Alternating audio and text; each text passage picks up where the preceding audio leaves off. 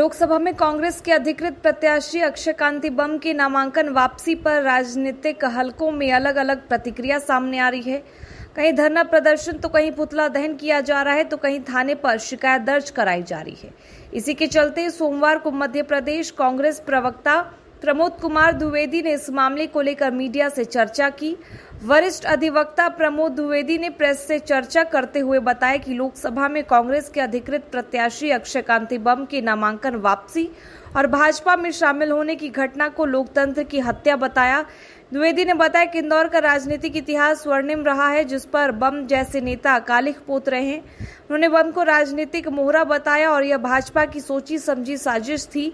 इसमें केवल कांग्रेस के साथ ही नहीं बल्कि हर एक मतदाता के साथ भाजपा ने छलावा किया है और इस बार जनता को अपने मत का उपयोग करते हुए नोटा का बटन दबाकर भाजपा को सबक सिखाने चाहिए। प्रमोद जी, कल एक बहुत महत्वपूर्ण घटना हुआ है। कांग्रेस के लोकसभा प्रत्याशी अक्षय बम ने भारतीय जनता पार्टी ज्वाइन की और अपना नामांकन भी वापस ले लिया।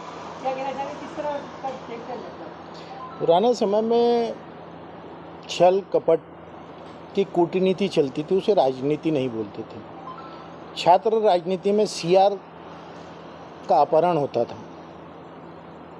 बलशाली लोग दादा पहलवानों की चुनाव में एंट्री होती थी और वो सीआर का अपहरण कर लेते थे कार्य परिषद चुनाव के लिए। कहीं कहीं इनडायरेक्ट अध्यक्ष पद का भी छात्र संघ के चुनाव होता था। इस प्रकार से सीआर छीन लिए जाते थे, गायब कर दिए थे। अगर अक्षय बम राजनीतिक व्यक्ति होते तो डरते नहीं।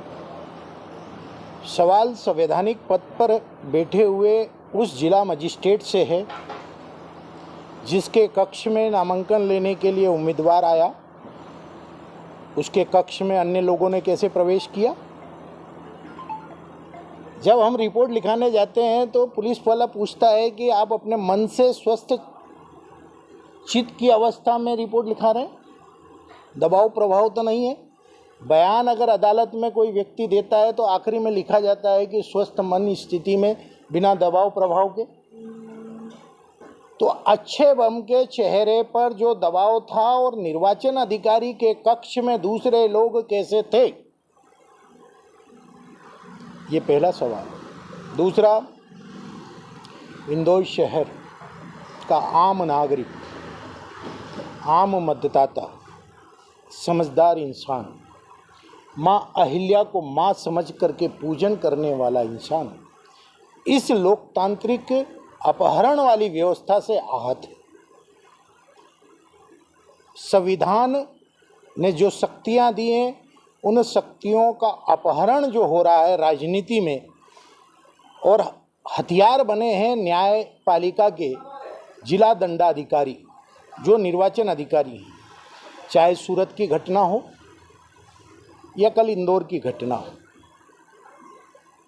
दिलीप ठक्कर नाम का व्यक्ति था ही नहीं।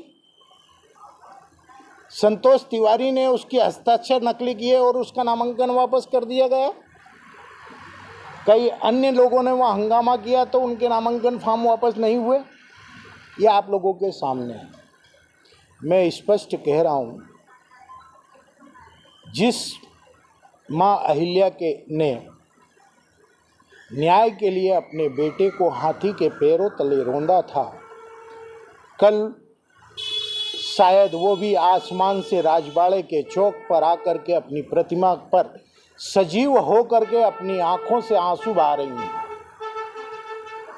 लोकतांत्रिक हत्या की गई है व्यवस्था की। फिर भी मैं कांग्रेस का सैनिक होने के नाते लगातार रोज पत्रकार वार्ता करके इनके घपले उजागर करूंगा। इंदौर में उम्मीदवार नहीं है, मान लिया, लेकिन लोकतंत्र तो है, जनता तो है, भावनाएं तो है, संविधान तो है, कानून तो है, आवाज़ तो है, जागृति तो है, लोगों में तन्मयता तो है, लोगों के अंदर खुददारी तो है। खरीदे हुए जर पूरे के पूरे तो लोग नहीं है। बाहुबलियों से डरने वाले लोग इस शहर में नहीं है।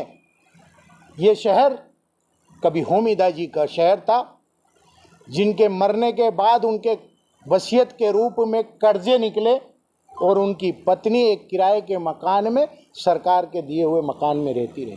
प्रकाश जिनकी वसीयत में क्या था यह आप लोगों के सामने खुला हुआ है। वो उन लोगों ने इस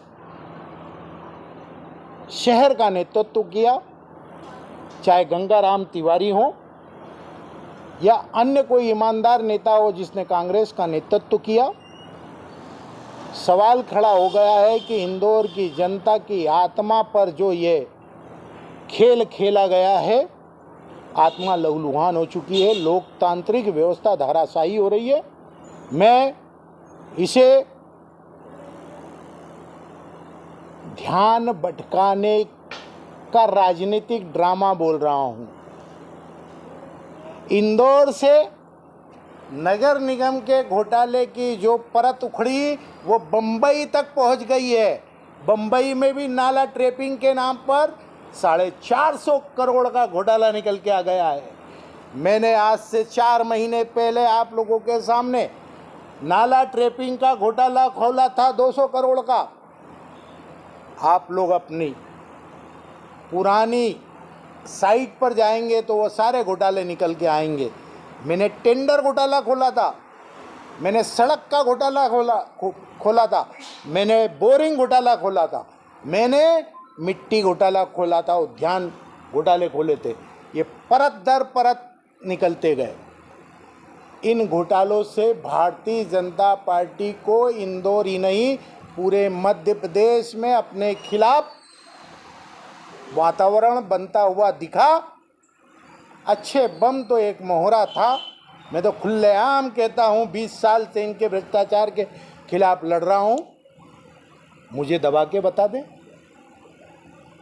मेरी आवाज़ बंद करके बता दें। इसलिए मैं लोकतंत्र की आवाज़ में आवाज़ मिलाने वाले लोगों का आह्वान करता हूँ। अगर वो उनके दिल के अंदर माँ अहिल्या को